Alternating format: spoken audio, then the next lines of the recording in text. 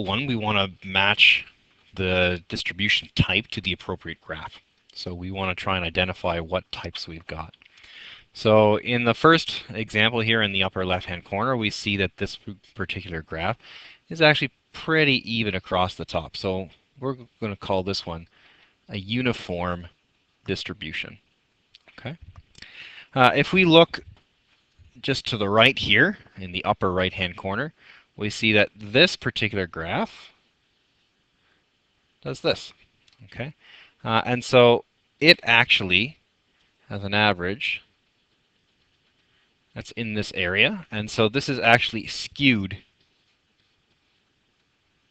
Oh, spelling skewed wrong.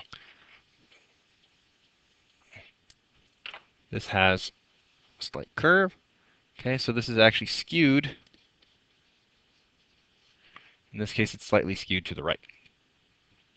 Over here in the bottom left, we have one that basically just makes a really nice bell. Okay, and so this is what we call a normal distribution. And in the bottom right, we have two humps. Okay, and so this is actually bimodal. Okay, so this is an example of a bimodal distribution. Okay.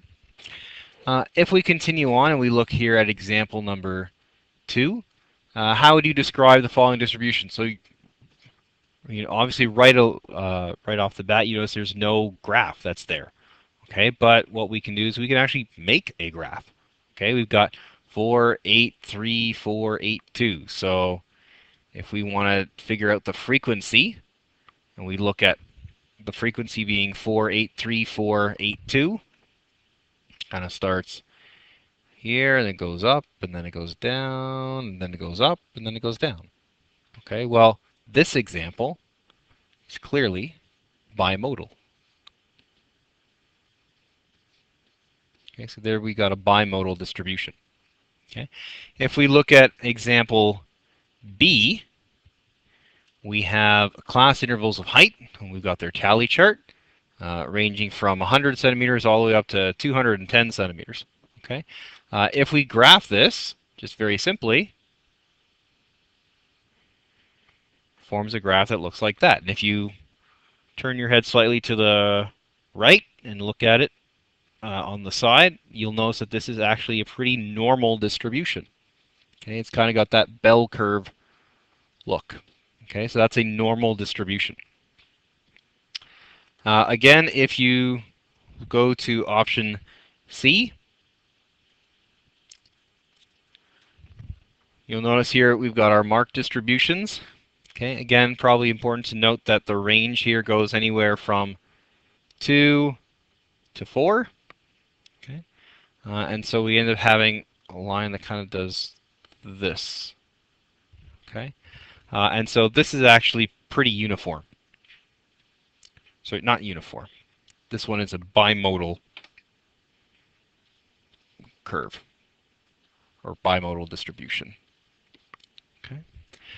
And then finally, we look at students in the French class, and we see that we end up having a frequency rate of 0, 1, 2, 6, and 3.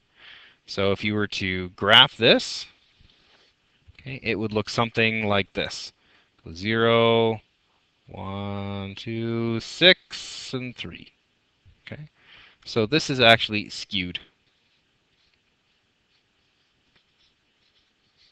Okay, so we can see there are different 4 main types of distributions, and you should be able to recognize them based on a graph primarily.